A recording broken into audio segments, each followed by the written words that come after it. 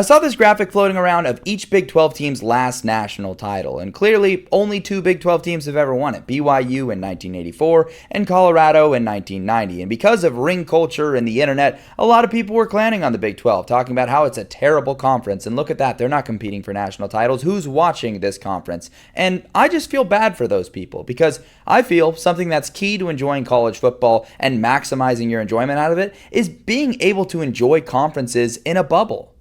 Yes, it's true that the Big 12 probably won't win a national title this year, probably not in the next 5 years, not even likely in the next 10 years, but I can still sit down, along with many other people, and watch and enjoy Big 12 football. And it's because if you're able to sit down and appreciate it in a vacuum and in a bubble, these teams competing against each other for a Big 12 championship, these teams matching up on any given Saturday against each other with a closer gap in terms of the top and bottom team than any other conference in college football. This is the most competitive conference. The team that was picked to finish last won this thing last year. And then everybody just spent so long talking about how ASU wasn't going to do anything. And then they almost beat Texas. And if they had finished off that game, which they very well could have, all of a sudden we would have felt pretty stupid for just writing off this conference because they are the Big 12 and because of the brand they have.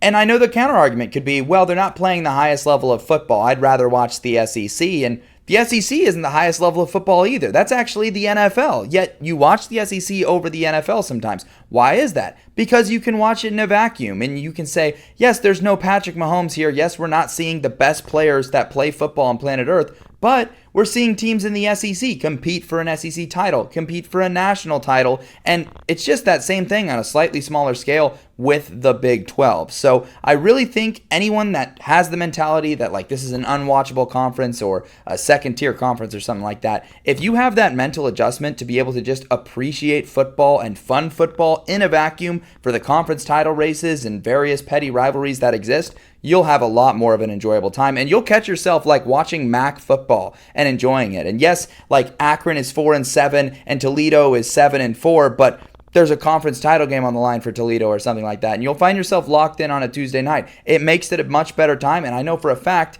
any college football fan has probably been able to get in that mentality to enjoy as many games as possible. So that's just my 2 cents on the matter. It is awesome when you're able to enjoy games in a vacuum and be happy.